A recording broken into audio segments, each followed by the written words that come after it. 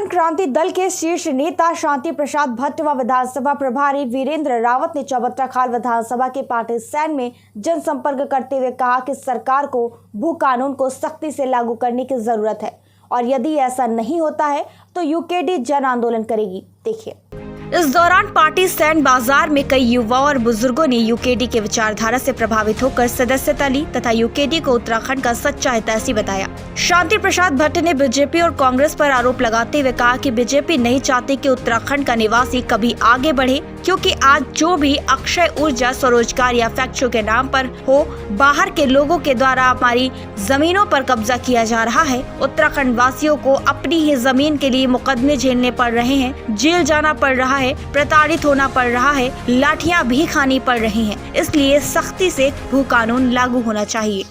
देखिए, आज हम उत्तराखंड क्रांति दल की जन जागरूकता रैली के तहत पार्टी सैन में पहुंचे हैं और यहाँ की जनता के बीच में हम कुछ बुनियादी सवालों को लेकर आए हैं। हमारा यह कहना है कि इन 20 वर्षों में इस राज्य की राष्ट्रीय पार्टियों ने उत्तराखंड के संसाधनों को बेइंतहा सा लूटा है, चाहे फिर वो जड़ी बूटी हो, चाहे उत्तराखंड का पानी हो, उत्तराखंड के वन हो, उत्तराखंड के रोजगार हो, उत्तराखंड के स्वरोजगार हो। इन तमाम चीज़ों में बाहरी लोगों का जिस तरीके से अतिक्रमण बढ़ा है, यह उसी से उत्तराखंड की आज स्थिति बड़ी चरमराई है। और बड़े दुर्भाग्य की बात यह है कि भारतीय जनता पार्टी ने भू कानून में जो परिवर्तन कर हमारी ज़मीनों को भी सस्ते दाम में बाहर वालों को बेचने का जो षड्यंत्र किया है, उसके विरोध में ये पूरे उत्तराखंड में एक जनमानस जो है जागरूक हो चुका है। जगह जगह आंदोलन हो रहे हैं। उसी के तहत हम पार्टी सैन में आए हैं, लोगों को बता रहे हैं कि हमारी बेहद कीमती ज़मीनें यदि हमारी नहीं रहेंगी तो उत्तराखंड का मूल अस्तित्व ही खतरे में आ जाएगा।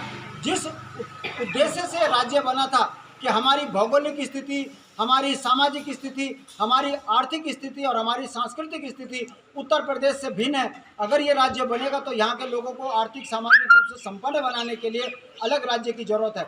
मगर राज्य बनने के बाद इन राष्ट्रीय पार्टियों ने उत्तराखंड के साथ जो धोखा किया है, अब उसकी आग हर घर में लगने लगी है। अगर आपको नौकरी चाहिए तो 5 लाख से लेकर 25 लाख रुपए के रेट देहरादून में लगते हैं। यदि आपको स्वरोजगार करना है तो ठेकेदारी दिल्ली वाले को मिलती है, गाजियाबाद वाले को मिलती है। स्थानीय ठेकेदारों को पेटी पे काम कराकर उनके संसाधनों में डाका डाला जा रहा है। अगर जड़ी बूटियों का संसाधन का इस्तेमाल करने की बात आए तो वो बाबा रामदेव के हाथ में देकर उत्तराखंड की जड़ी बूटियों को गलत तरीके से उत्तराखंड से लूटा जा रहा है। पनबिजली परियोजना लगाने की बात आती है तो उत्तर प्रदेश उस पर दादागिरी जताकर उसमें हिस्सेदार बन जाता है। हमारी परिसंपत्तियाँ उत्तर प्रदेश छोड़ने को तैयार नहीं है।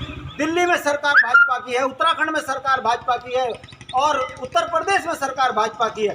ट्रिपल इंजन की सरकार होने के बावजूद भी हमारे जो है नहरें नहीं छोड़ी जा रही है, हमारी परिसंपत्तियों का बंटवारा ढंग से नहीं हो पा रहा है। इन तमाम सवालों को लेकर उत्तराखंड क्रांति दल के सिपाही आज ब्लॉक स्तर पर गांव-गांव पर घूमकर लोगों को बता रहे हैं कि जिस पार्टी ने इस राज्य का निर्माण किया है उस पार्टी की सत्ता को लेकर आओ, तभी उत्तराखंड का भविष्य सुधरेगा, वरना उत्तराखंड को बचा पाना बड़ा मुश्किल होगा। जनता का जो सहयोग हमको मिल रहा है, हमें लगता है कि आने वाले समय में राज्य आंदोलन की तर्ज पर पार्टियों से ऊपर उठकर क्षेत्रीय दल उत्तराखंड क्रांति दल के साथ जनता का अपार समर्थन हमें मिलेगा, ऐसा हमारा विश्वास है। मैं तमाम पार्टी सैन की जनता को, पौड़ी की जनता को साधुवाद करता हूँ कि जिन्होंने उत्तराखंड क्रांति दल की अपील पर हमारे को सहयोग किया। आपकी खबर, देश की खबर, इतिहास की खबर, राजनीति की खबर, अपराध की खबर, काम की खबर, स्पेशल खबर, सिर्फ और सिर्फ सूचना इंडिया पर।